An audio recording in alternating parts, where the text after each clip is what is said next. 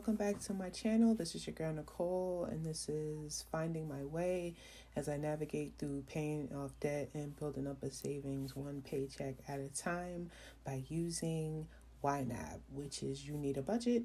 I'll have the information down below if you want to try out YNAB. You can try it for, I believe, 34 days free. And if you decide that you like it, then you can pay either monthly or you can pay a full year for service. So, for anyone that is new, my name is Nicole. I'm a 35-year-old married woman with no kids. I live in Jersey.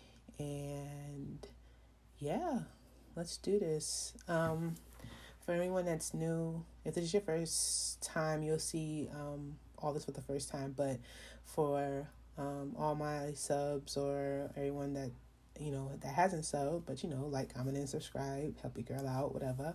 But if you have seen my budget before YNAB, it is a little bit different. I wanted to change it up and not be so crowded, to be a little bit more simpler for me, and hope you guys like it. I love it, so it's just better for me and being able to do this. So let's just get straight to it. As you can see, if you're here, like returning again, this amount is high, but as you see from the title of the video, this is my last paycheck from my former job. I do get paid next week. Look at God. So this is kind of like, I guess, a quote-unquote extra check. So we're going to treat it as such and be able to do some exciting things with this check. So let me get into what I usually do. But for people that are new, I do base this budget off of what I get paid. However, my husband does contribute money to me for it to be towards debt or anything in regards to sinking funds, which this amount is a bit different from what I usually put. He usually gives me $125, but we do have it at $135, and you will see why that is. So we base mostly the budget off of what I have. When it comes to the debt, I do add my own debt plus also what we have together. So even though it's at 57, if I was to just put my portion of stuff, it will be less than that. But because he gives me money and just I like to be able to see it visually for myself, I just leave it up there. So we're gonna put in the 135 and be able to add that in to our budget. And here we are. Like, wow, that's a lot of money. And one thing also, let me look through to see if we have any overspendage or anything like that. It's looking like we are Gucci and ready to go. So for this amount, I don't want this to be here at the end of the month. I kind of want this to be able to be zeroed out. I know I have it as holding funds, but I think I'm going to hold it for the month, and then whatever is left over in that month, I'll redistribute it into something else. So for this, I want to move this to the emergency fund that we have. So I'm going to move that money there. And then I'll update all of these by next time that I'm on here, which will be next week when we budget out my new paycheck with all the updated numbers here. So with that in mind, let's get into this budget. I have to do the car insurance, which went up once I got the new car. As you can see here, it was originally $127.50, I think. But it's the increase of $7.50 by adding the car. So put that in there. Rent is already in there, and car payment, I'm going to go and fund that so that we at $316. I have EOM. EOM is end of month. I want to make sure that at the end of the month I have the rent, and I also have the car payment ready and due because these are due the first of the month of the following month, and also first of the month for the following month for the car insurance payment. Hopefully that makes sense. If not, I'm sorry. That kind of just works for my mental. So we're done there. We see an underpayment here, like saying that I need to fund more into this. That is because when it came to the sinking funds, I increased the self-care, I decreased the clothing for the pets, I increased for Blue Thunder, which is the name for my car, and also the birthdays I decreased. And we do have a new sinking fund, which is for my aunt's 60th birthday next year in October. We're still up on the fence about traveling or doing anything like that, so we figured that we would just give $500 to her so that she can be able to do whatever she wants to do with that money. And also I want to add, I do have a debt snowball category here on the All About Debt. When we put extra money into debt, I kind of want to separate it from, what I put in monthly. I wanted to have its own designated section so that when, we look at it from next year, I'll know how much of debt snowball payments that we have made throughout the year. I think it's better that way. So it looks like we're done with November. Let's get to December. And let's just start funding the T-Mobile bill, the life insurance.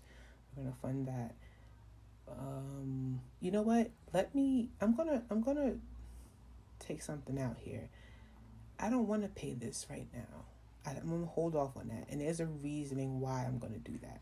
So let's just do the $45.05 for here. Electric, I got that bill. That's $27.86. Also, when it comes to the rent and the utilities, I live with my mother and my husband, so we split everything in thirds. So that's why you may see me paying little bits of when it comes to the utilities portion and the rent portion.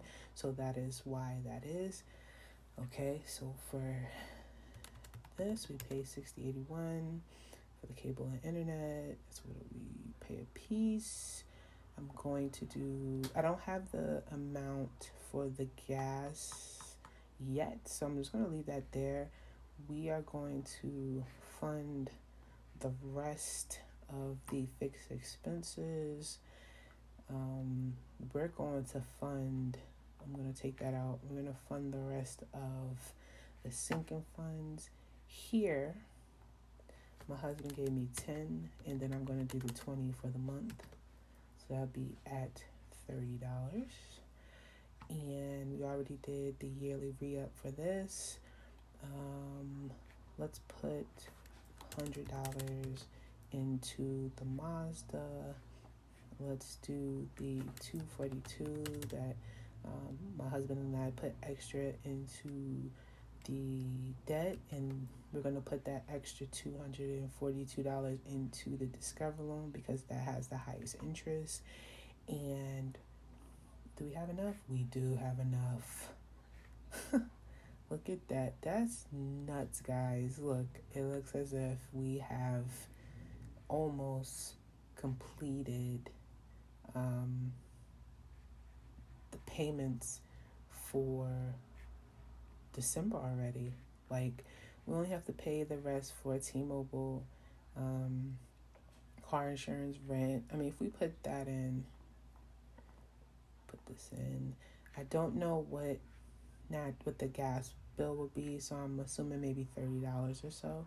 But if that's the case, like, we're at $840 for the next check next week that can cover everything in December, and we will be absolutely done with December.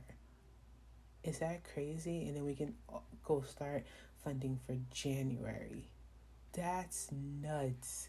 I didn't think that I wanted to be able to be a month ahead if possible, but it looks like there's a possibility that I can be, man. That is so exciting. So here, let's move this over to an emergency fund. Take care of that. Because like I said, I don't want anything. I think that $9 was from when I put the holdover money off of the last budget with me. So right now we're at $50.90. I don't want to put that towards anything right now. So this money I will be putting it in the holding funds so that by next week when we get the check for the new job, that we'll have money to be able to pay off all the rest of the things for December.